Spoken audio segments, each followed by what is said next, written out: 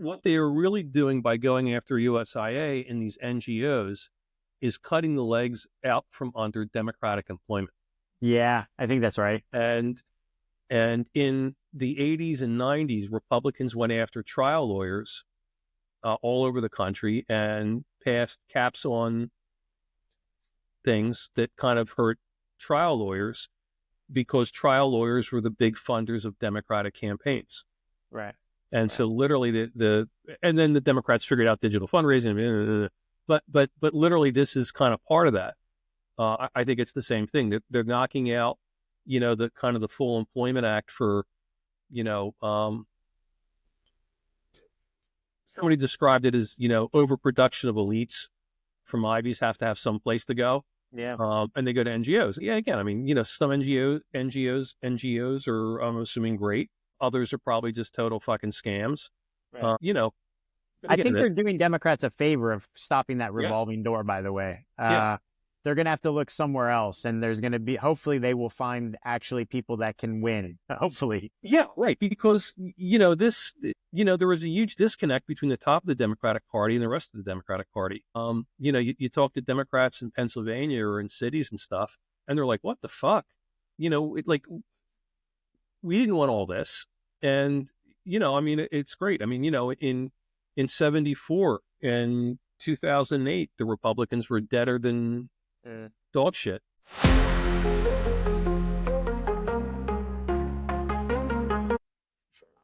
All right, Chris, you just shared with me, we're coming live and in color from your new office. Yeah. You are going to have to throw up, I feel like the Tinker Tailor Soldier Spy's got to be in the background again. Like you gotta get somebody it's all going to be done. But right now I'm still in boxes and you realize why didn't I throw this shit out? But you find stuff like decades ago. I was going back and I had a giant box of awards I won. And do I really need the 2002 Best Phone Call Polly Award? No. And you kind of go why am I carrying this shit around with me? The irony is I bet that award has a rotary dial phone on it. Oh yeah, it should. Yeah. But I remember it was, it was a whole thing, but the dumpster out back is very interesting. I mean, yeah. It's like somebody keeping an award. The year's best Yellow Pages ad goes to. Yeah, right. But that's what it was like. I mean, it was. Yeah, you got all that shit. Hell yeah. Well, to jump right in, I got to tell you, I sent you a couple of things over the last couple of days. For whatever reason, as I've been on Twitter, one thing popped in my mind and I can't get rid of it. And it's the song, "It's the End of the World as We Know It." And I feel fine. What's the state of play currently? Who's the current president? Just tell me that. I'm curious. Is it X? Is it little X? Is he the president? I think it's Susie Wiles. Uh-huh. I don't know. She's letting Elon Musk do a lot of shit for being Susie Wiles. Yeah, but I think that it's all Trump's numbers are shockingly good. And I think that, I think it is the end of the world as we know it, but I think as we talked about, it's always becoming something else. And, what's interesting is that where his numbers are the strongest are with younger people, which seems a bit counterintuitive. Does it seem counterintuitive, Chris? Isn't that the same demographic that we're cheering for Gaza and for the collapse of America and communism and they aren't, the younger generation isn't known for really wanting democracy. They're actually known more for counterculture stuff, aren't they? Yeah, I mean that's a big piece of it, but I think that they should hate the establishment, which Trump is now.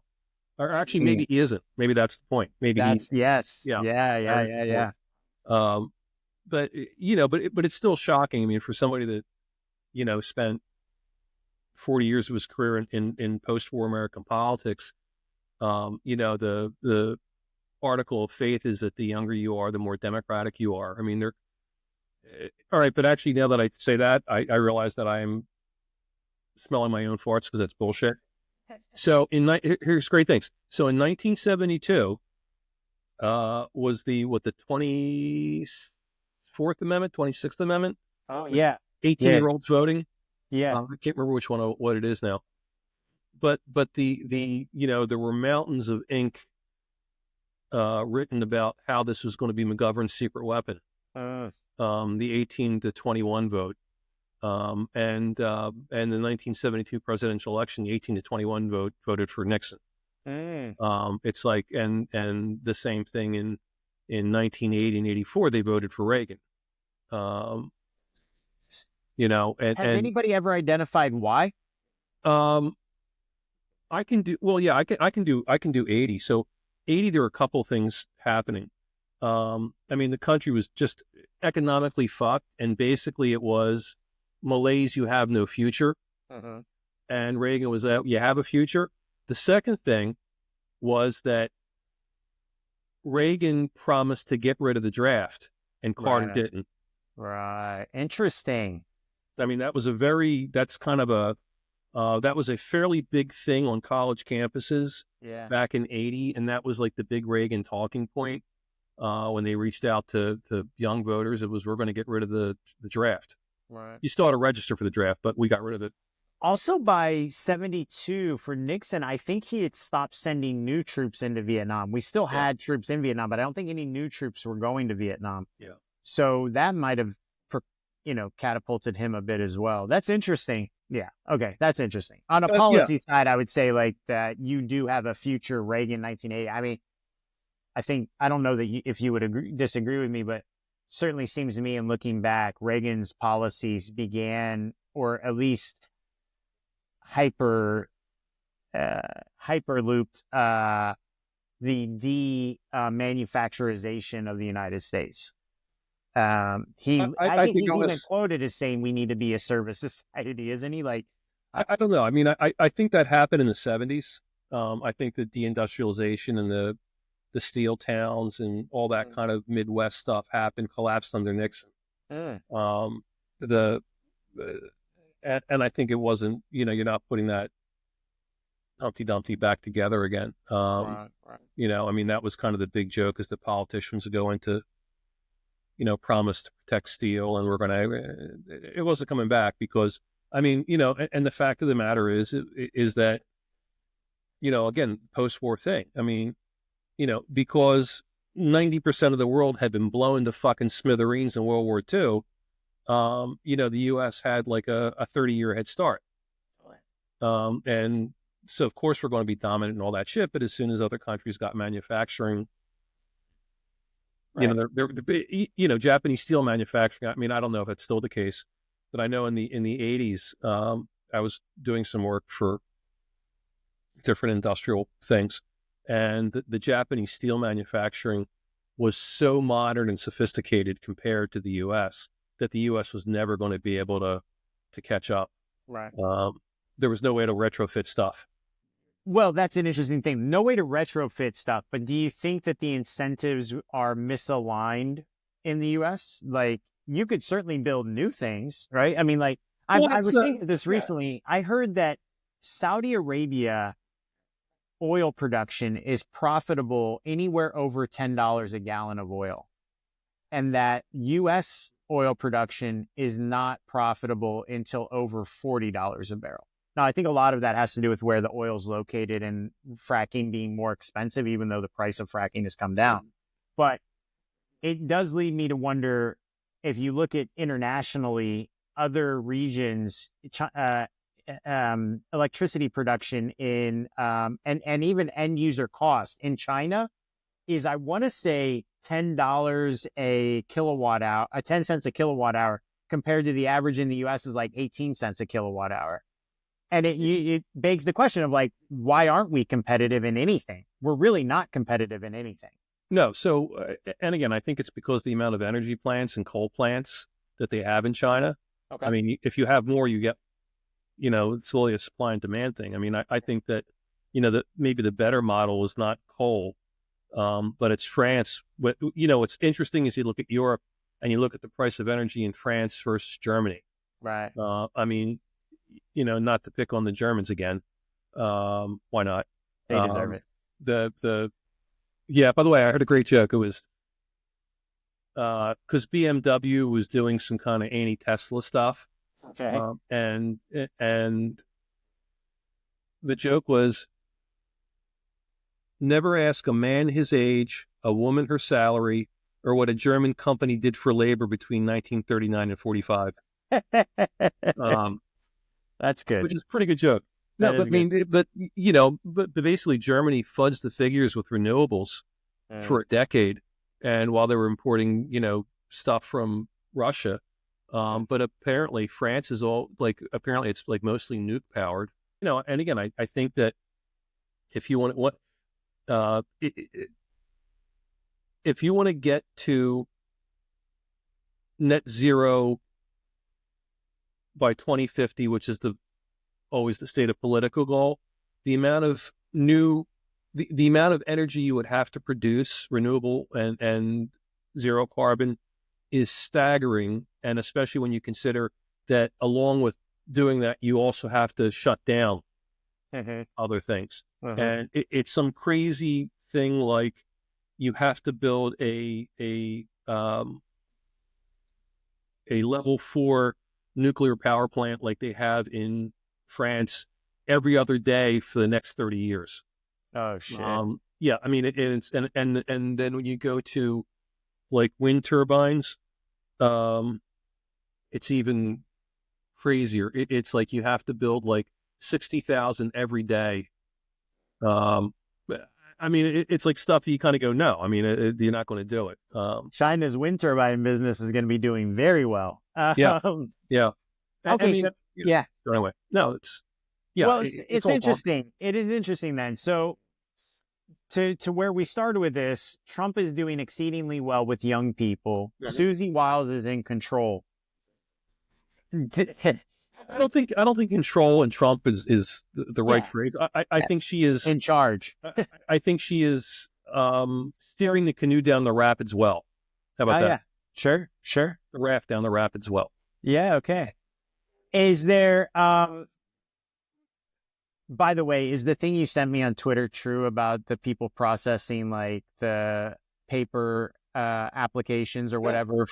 In an old coal mine or something in the Appalachian?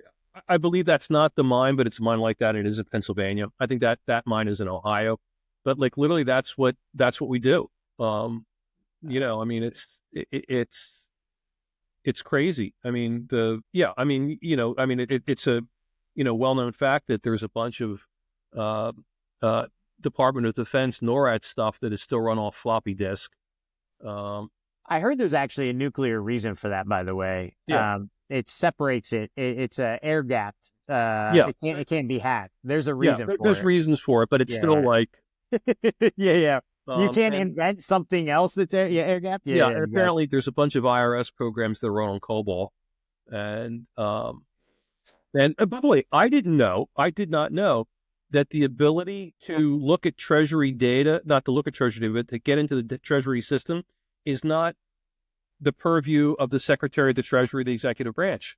Wasn't that interesting? I was like, and it kind of makes sense to me. Yeah. But it was just like, but I was like, and I wonder how much of that shit, I mean, we're storing paper. I mean, the idea of the retirement paper, and the idea is like, you got to get, I mean, if you're some poor bastard federal employee who dies and your spouse has got to find your retirement papers because you lost them.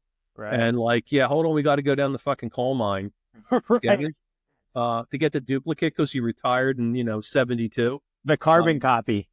Yeah, right. Well, by the way, I told you my bank story. So speaking of carbon copy, so and all the shit that we can do on our phones and we take for granted. I guess about 5-6 years ago, I had a long story short, but somebody had given out all my banking information.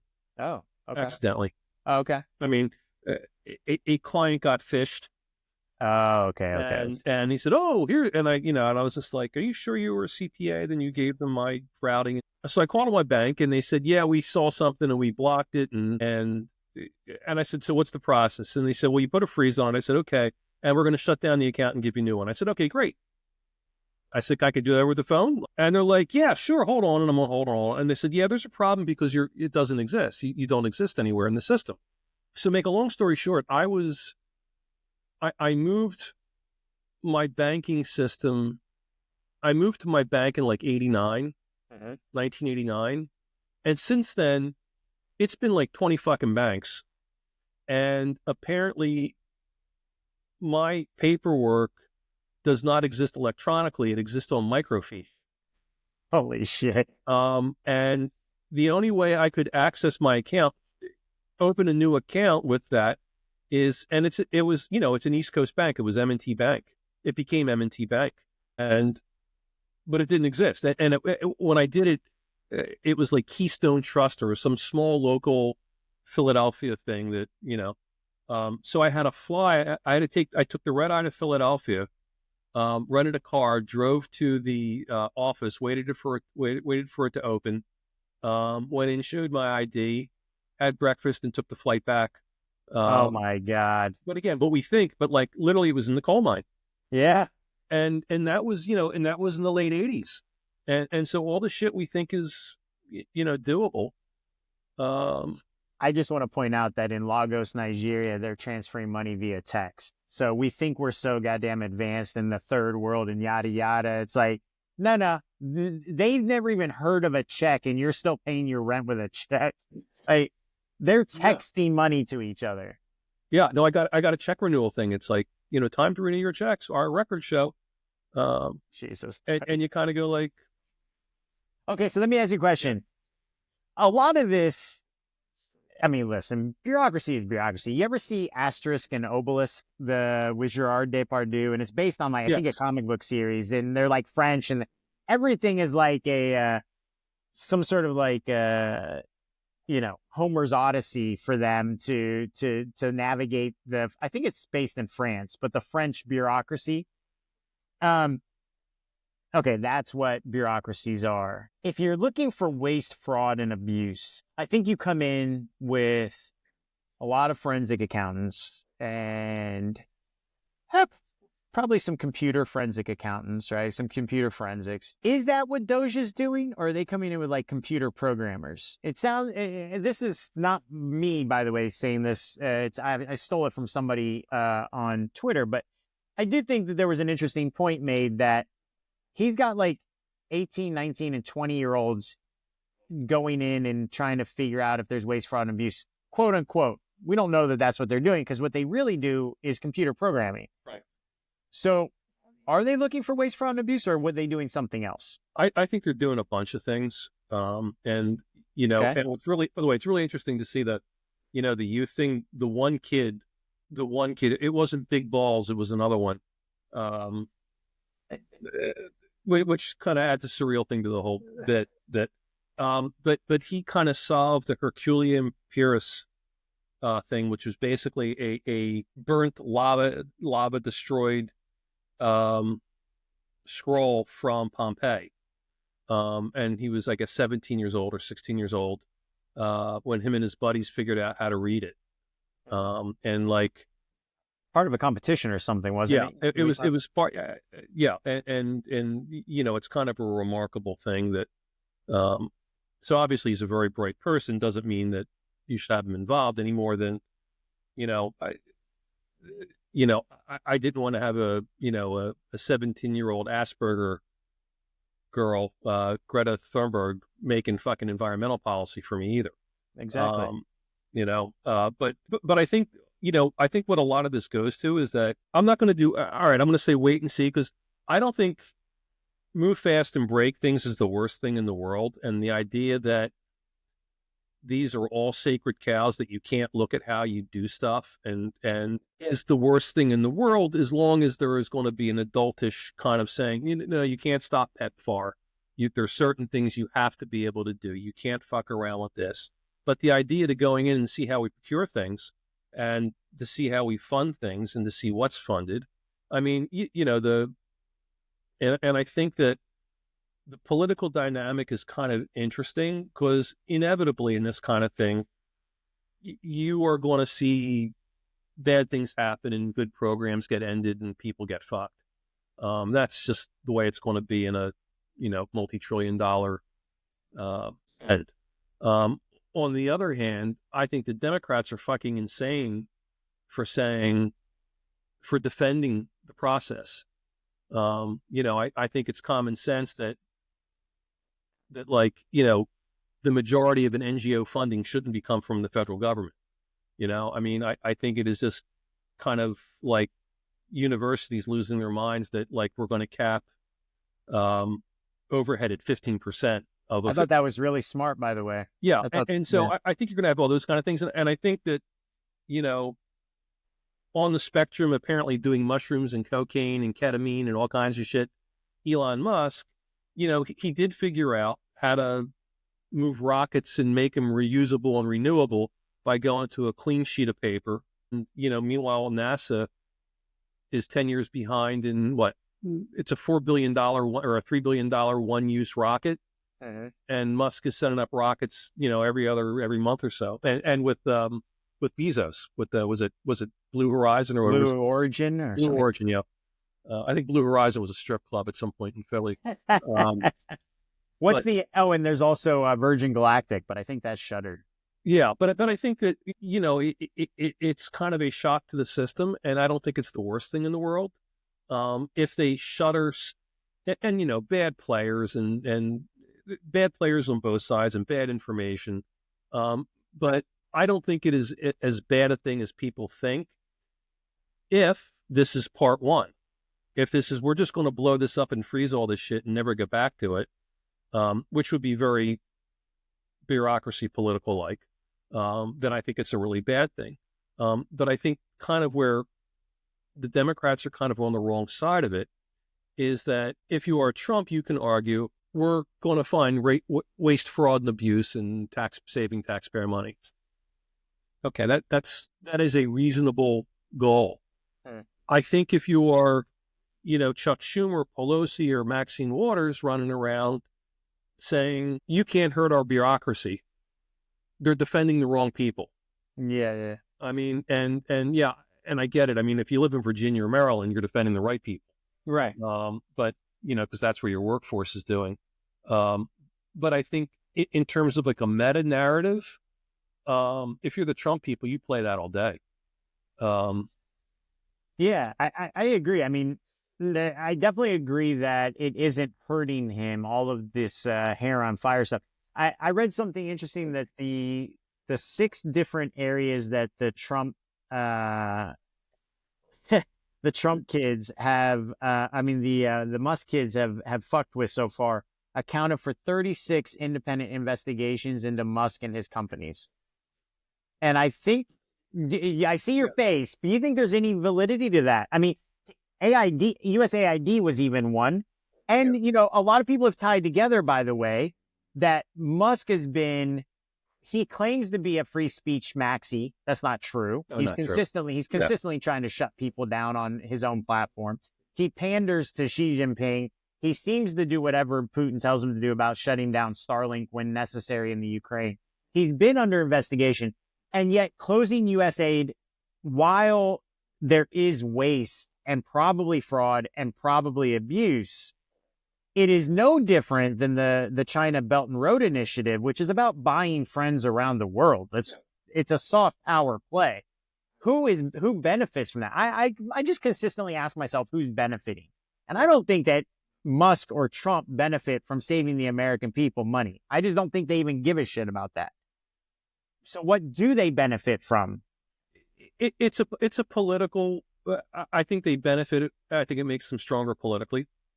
I think it's interesting that Rubio is now running around the globe, handing back out USIA grants. Right. I think putting USIA under Rubio or under state, I think is a very good idea. Because so it's not. I mean, at a certain point, there will be no accountability because that's the way bureaucracies work. Right. But I think in the short term, I think that that is a good thing. And there's no doubt in my mind that this doesn't end well for Musk. There's no doubt in my mind. 100%. I mean, you can see it coming like a train wreck. Absolutely. And I don't think it matters. And I think, I think Trump will use him as long as he's useful. he will get rid of him when he's no longer useful. But I do think that blowing up the system and frankly, asking hard questions about, why do we spend $20 million to do Sesame Street for Afghanistan when they don't have fucking TVs? I mean, that's kind of a legitimate question. Well, Chris, this is what I can't wrap my head around. Isn't this the role of Congress, not of Elon Musk? They control the purse strings. They oversee these things. If we didn't allow people to buy elections so that they had to spend their days calling donors instead of actually doing their fucking job. And on top of that, the temerity of fucking Mike Johnson to think it's a good idea for Elon Musk, never elected, not even a government employee, to be dipping his fingers into these systems, while at the same time accusing some deep state cabal of bureaucrats of not doing the American people's business, while at the same time never acknowledging the fact that the only reason it's necessary is because him and other idiots in Congress haven't done their job for decades. Seems to me that we aren't solving the real problem. We're putting band-aids on cancer. Yeah, I think that's a fair viewpoint. I also think that, having for lack of a better word, I'll use the word Uber, and kind of an Uber inspector general going in and ripping, picking up rocks on things isn't necessarily the worst thing in the world. Again, I mean, why didn't Trump make him an inspector general and put him in front of the Senate, confirm him and say, you have these powers? Because this is easier. I mean, can I do this? And somebody at some legal counsel says, yeah, well, you can do it, but, and he goes, okay, I heard you can do it. I'll do it. Okay. Right. And again, I don't think this ends well. I mean, ultimately, Trump said apparently the other day that he would abide by the courts, but it's going to go to the courts. It's going to pop back. But if they abide by the courts and kick it back to Congress, and, there was a laundry list that previously didn't exist for Congress to act on, I'm all for it. If this is about usurping the power of Congress, then I'm all against it. And again, I'm kind of in a wait and see mode. Having said that, I know people that work in both the military who've got contracts and projects on hold and who work in research who are like, what the fuck is going to happen next? Yeah. And, because I think one of the fights is going to be universities are going to say, oh, we can't possibly work on a 15% overhead, and so we're going to shut this down. And then what happens is that the way it would work is that research is going to have to find another home, but research is research, and it just might die on the vine if the guy says, well, fuck it, I'm not moving to Boise State to do this. I really like my, sinecure at Harvard. And so, all those things have to be worked out. And again, I think the system is broken, and does this break it more? Maybe. I think, but I think that there was a public appetite, for blowing it up. And I think that, Trump will benefit from that in the short term. Again, but I think the second piece of this, I mean, if it works like USIA, where now they put it under Rubio, and Rubio can trot the globe and go to Panama and say, hey, here's USIA money, and go to wherever he's going to go in the Middle East and say, hey, I think that is a really good use of soft power. Okay. If it's this own thing, who the fuck knows what we're funding? Because people really, it seems they don't really know.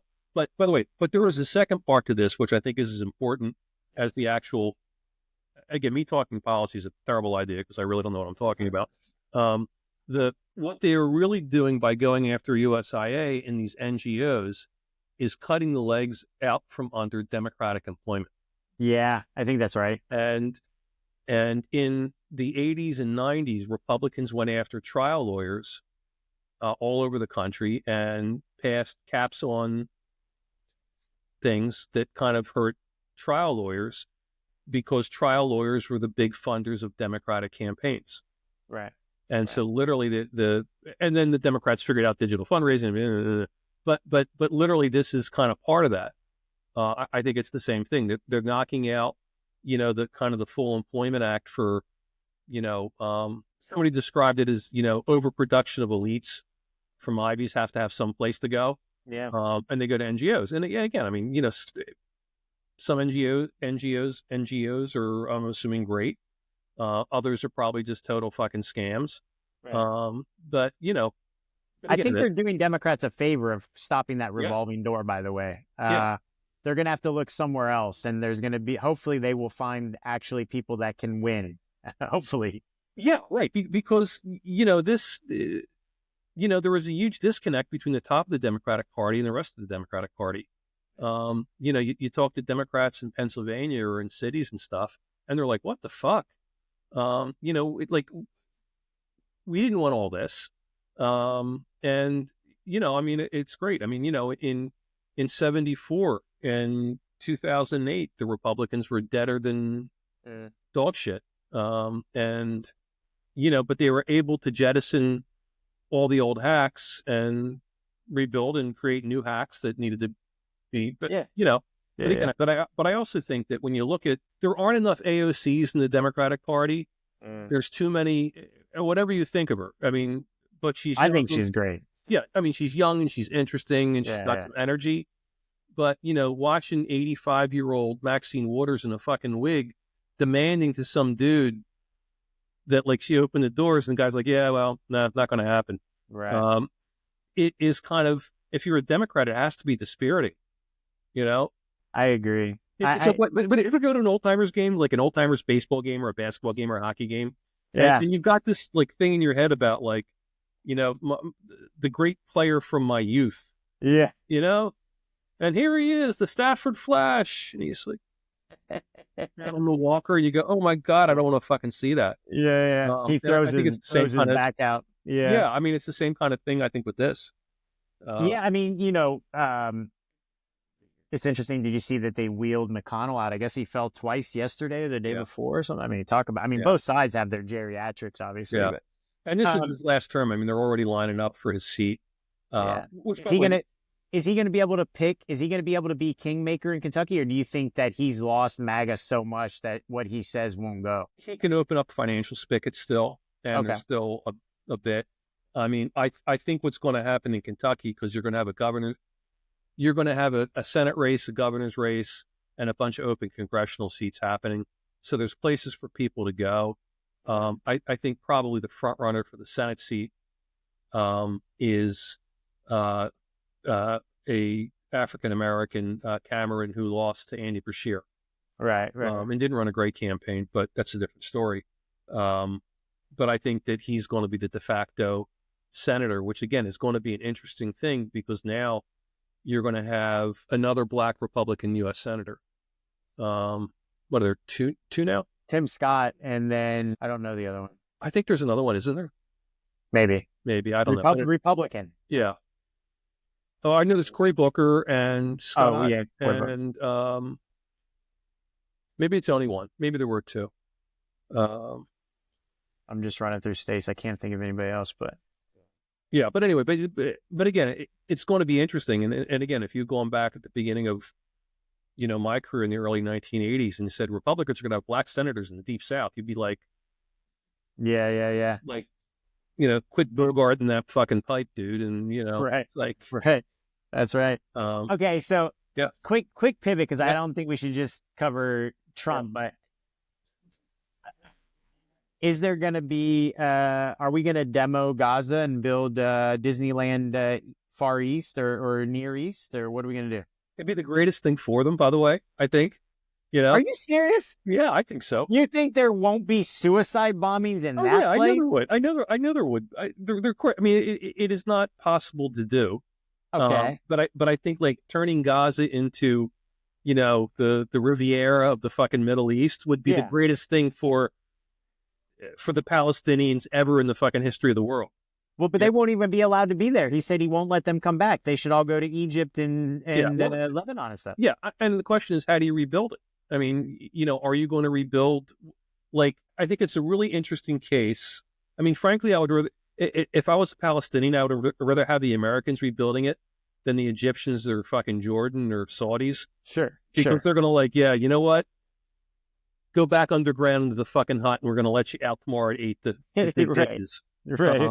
You know, I mean, it's going to be that. That's it would be, because that's what I think the option's going to be. But no, I mean, I think it's, you know, I think like Greenland or Canada or Alberta, making Alberta, whatever it is. I mean, it's all silly shit. And but by the way, you know what's really interesting? The hate, because I mean, it's Trump's world. We just live in it, I guess. But there's apparently a Netflix movie called The Apprentice. I don't know. It's about like how Trump became Trump. Another how Trump became Trump. Oh, okay. And it's not with real coin, and it's gotten good reviews. But I always thought that the book that nobody ever reads was The Art of the Deal, which which clearly he was ghostwritten piece, but it's clearly from Trump, and in it, like Trump lays out exactly how he operates. Because his theory was you don't negotiate by making good faith both sides deals. You don't do that. You go in, you make outrageous demands. You throw out all these sideshow arguments and outrageous things, and then you kind of find the piece of weakness and you cut the best deal for you possibly can. Right. Sounds like everything he's done. And you kind of go like, and people are like, oh my God, we're going to invade Panama. It's like, no, but this is about the Chinese being on the far side, and apparently Rubio goes down and cuts a deal with the Panamanians that said you got to mitigate the Chinese on the far end of the canal. They control one of the locks. Their management company controls one of the locks. So they go down the and it's like, and like literally it's a classic, it's like they ripped the pages from The Art of the Deal, and everybody's really kind of fucking shocked that like you can't do that. Here's the thing that I don't understand. Listen, China, lock control, not lock control. I mean, you can also, and I would actually say that this is accurate, that every Chinese company is an apparatus of the CCP, of course, right? Absolutely. But is it the government or is it a company? It sounds like it was a company, right? Yeah. After 9/11, Chris, we brought in Saudi port management companies to control our port. I feel like we have fucked up priorities, and we act like, so it's funny. Somebody tweeted the other day, this is not a fascist right implementing its end game for control. It is psychotic crackheads ripping the copper wiring out of the wall. Mm-hmm. And honestly, it does feel that way. It feels like, and I could be wrong, but just an observance that I agree that is a strategy. It feels like that works until you get called on it. And that's what I think. And now for your domestic people that will drink your Kool-Aid, you can say, oh, we won against Mexico and Canada. If you look at the terms and like what was done, you didn't win anything. You just stopped because the stock market started crashing. So I think Trump is very smart for himself. For you do these crazy erratic things, and no matter what happens, you claim victory. No matter what. Claim victory. And there are people who will buy that. But for the actual lives of the people who have to live in the repercussions, I don't see how it's helpful. Yeah, I mean, am I wrong? Like eggs. So is it true that I don't think you're wrong, but I don't know you're right either. Okay, so did he sign an executive order repealing the $35 insulin cap, and it's now back to $400? There was a cap of 35. Yeah, is that true? Yeah, I think it was one of the first nights. Yeah. It was one of the executive orders. Right. And we've culled 120 million birds in this country because of bird flu. Egg prices haven't come down. Like everything that people say were like legitimate policy reasons to vote for him, I don't think they exist. I think there are cultural reasons, and there are maybe like identification reasons. I just don't see how people's lives are getting better, actually. Yeah, and I think that there is a really interesting article that Jason Furman, who's an economist at Harvard, wrote. I'll send it to you, or you can link it or something. It's long. It's like 30 pages, and he does this macro thing of essentially Bidenomics. And Furman's, it is a devastating, and Furman is a left of center guy, and his prescriptions are basically that we don't tax enough, and but the result of Bidenomics, because when you look at what they spent versus the inflation versus cost, we actually built less with all the money spent than any time in the past since 2008. Oh, in the act, the Inflation Reduction Act. Because you actually had less money to spend because of inflation and the cost of things. Oh, okay. And not by a small amount. The same thing with wages and cost. And Furman makes the case that, after, like, the worst thing that they could have done was after the pandemic, when they opened up the economy, he said the United States was probably in the best position economically it's been in since the post-war. Now, that is a true statement, in my opinion. And he said because you had savings, debt was way down, and it was really ready to take off, but the politicians wanted to be seen as doing something, so they primed the pump twice, and essentially what they wound up doing was taking the money out of the economy, and so everything not only costs more, but you actually got less. So there's less money to do stuff now because of the spending than before. It's a macro thing, but it's really kind of interesting. And I think that if you want to look at the economics that drove Trump's election, that's it. Like, and even though there was an argument the stock market's doing really good, look, unemployment. So they were all the big pictures that, there was the argument that you would see in the New York Times that, the people are stupid because Bidenomics is really great if only people understood how good it was. Right. When you look at this macro thing, you realize no, people understood exactly what was going on, and that everything was more expensive, and the stuff that we had spent for, we actually got less of. Right. And so you kind of understand it as kind of a lived experience. But I think that's what Trump benefited, not, and it's like lowering egg prices and right. But by the way, what I also thought was interesting, by the way, not to sidetrack this, because fundamentally I agree with you on that. Is it better? The plastic straws thing, which has a surreal thing, because when you go back and you look at the history of like how did plastic straws, like paper straws by any measurement, are much worse for the environment than plastic straws. Yeah, that's the fucking way it is. It's like, okay, it's like recyclable plastic bags at the recyclable bags at the supermarket are much worse for the environment than that. But it all comes from a 9-year-old kid science fair that he literally wanted to do a ocean pollution thing. And, and if you go to the beach and if you've done beach cleanups like I used to do, you plastic straws in cigarette filters, and it drives you fucking crazy. Totally. And so apparently he called companies and said, how many plastic straws do you get? Like, how many recycle? And he, was a very smart little 9-year-old kid, but extrapolated the math out. Somebody apparently did a news story on the science fair, and the kid that won the science fair on plastic straws, which was, the math was erroneous. It was a fucking 9-year-old doing math. Right. And then on top of that, there was a sea lion or a sea turtle that had a plastic straw embedded in his nose, which is, it was a disgusting thing. And all of a sudden there became this moral panic to get rid of plastic straws. And the whole thing was based upon some 9-year-old's math that wasn't correct. And it's like, but like, that is the world we live in. We live in, we think of ourselves like, as you're saying, you're texting money in was it Lagos? Yeah. You're texting money in Lagos, and you've got to go in a fucking mine in Pennsylvania to find your retirement papers in America. Right. And I think that is the world we live in. And I think that's probably where that 9-year-old grew up to work too. He's probably in some mine, he's probably in some mine, yeah. A bean counter for the government, little punk. That's great, little Bobby. Now go into the fucking mine face. Yeah, exactly. But again, I mean, I think all this stuff is that as fucked up as we think we are, the United States, isn't it? It's, really fucked up. You've got giant cities in China that have no people. No, for sure. There's a lot of illusion in the world, And I think that, and I think all that stuff kind of balances out. And again, I think the whole Trump thing is a work in progress. I am a bit surprised that the balloon hasn't been popped yet.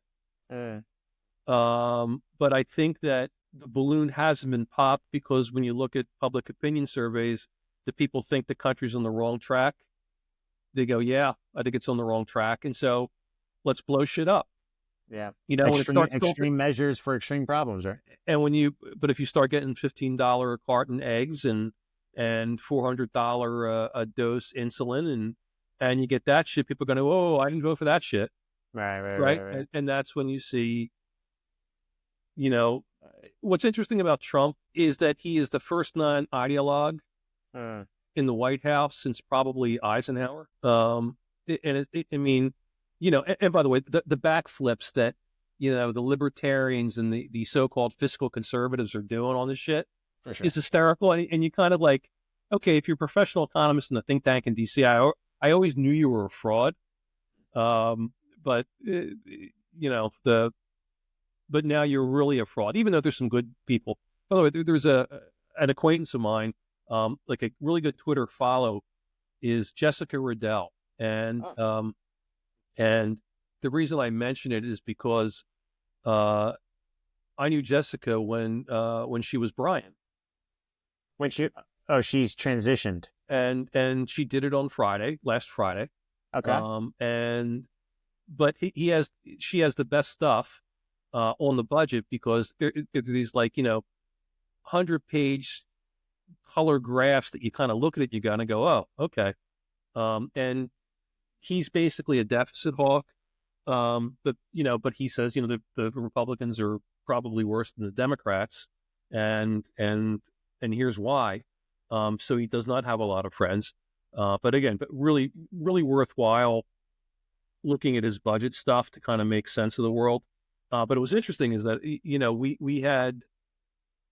we shared similar clients at one point, or at different times of our careers, but obviously a really bright guy, and I had kind of talked to him, and he's a Wisconsin kid, or she's a Wisconsin kid, and but it was really interesting that she came out and and watching people lose their minds to a lesser extent, like, I can't believe any of your math because you transition, and you kind of go like, what? Is it, you said Jessica Riddell? Yeah.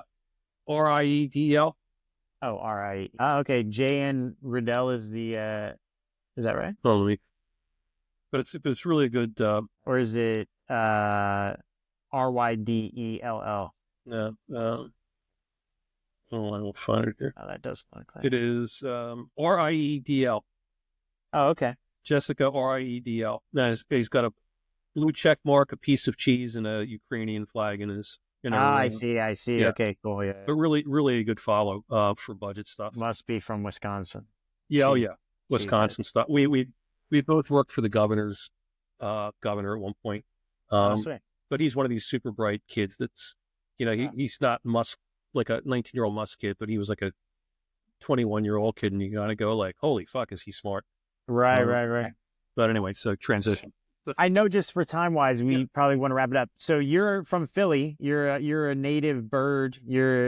Are you excited? Were you shocked? Tell me. I thought they were going to win. I didn't think they were going to win like that. And one of the things I posted on, I guess was Facebook, after they were leading 24-0 at the half. Yeah, I thought it was going to be a shutout. And I said, in the most Philly fan way possible, I've got so much anxiety about this, I can't tell you. Because the idea of being in the greatest choke in Super Bowl history, and then kind of I relaxed after it became like 34. Yeah. I mean, when, they sacked him twice and recovered a fumble in the beginning of the second half, and then they scored a touchdown, you kind of go, okay, this is kind of, even though with 5 minutes left, I enjoyed it, 5 minutes to go. But even when they scored, Kansas City scored that last touchdown with like a minute 43. I'm like, okay, they recover the onside kick. They'd be down 10. I'm like still doing the math about how they could lose. But no, it's exciting. So based on what you said in our last episode, the Democrats took that one. Yeah. Maybe that's an indicator of that's a bell ringer right there. That's a bellwether. Yeah. I mean, Jeffrey Lurie, the owner, is a big Democrat contributor, and Mahones is a Trump guy, and I think Andy Reid's a Trump guy too. I don't know, but again, this, I mean, what it really felt good for was Jalen Hurts. Yeah. I mean, I love that thing you sent about his. Yeah. Yeah. I mean, it's such a great, and again, a really likable guy apparently from all thing, but it's like that, and a very Philly kind of Rocky thing. Yeah. I mean, can you imagine? I mean, the one piece where you get pulled to the national championship game at half, then your team wins, and they stick a microphone in the face, and they go, "How do you feel?" And you're like, I feel like I want to go fucking hang myself. Right. He's like, "Oh yeah," and like that he did it with a certain degree of believability and enthusiasm. Kind of really told you about that, and and he went from a first round draft pick to a mid second, I guess. Yeah. Dropped off. Yeah. And but again, he very Philly, and Sirianni, I would not have. Sirianni had maybe the single worst opening press conference that I've ever seen in my entire life. It's worth going back. You look at it and you kind of go like, and I said, this guy's going to get fired mid-season. Not anymore. No. And again, I mean, and but I'm happy. I mean, both Eagles Super Bowl wins have been great because the first you had Nick Foles, and this both have been like classic Philly teams. Yeah. They played a hell of a game. Shocking. It really was. All right, I will see you in the next one. I think there's a lot going on that we didn't even cover, and we'll have plenty to talk about in the next one. Yeah, and hopefully I'll have artwork behind me for a change next time. Tinker Tailor Soldier Spy to just keep it up. All right, man. Bye. Good talking to you. Bye. Is not impressed. Jalen Hurts, I don't think he's an elite college football quarterback. Harris is on him. Hurts looking that way. Kirk throws it for the end zone, but over the head of Ridley. Jalen Hurts has a problem throwing the damn football. He just lacks the necessary tools. His accuracy dips dramatically when he pushes the ball down the field. Nobody is worried about Jalen Hurts taking his spot. Nobody's concerned about Carson Wentz losing his job to Jalen Hurts. The best case scenario I can see off the top is he would be a Taysom Hill. And if you watch these young quarterbacks like Jalen Hurts, they aren't even in the same, they're not playing the same sport Dak is playing. Dak's playing grown-up football. Should the Eagles be all in on Jalen Hurts? No, because, Skip, I don't see a guy that's good enough that can lead you to where you want to go, which is the Super Bowl. So my takeaway on Jalen Hurts is I don't think he's a franchise quarterback. If you think a quarterback is going to run you to a Super Bowl, that is the question. I do not.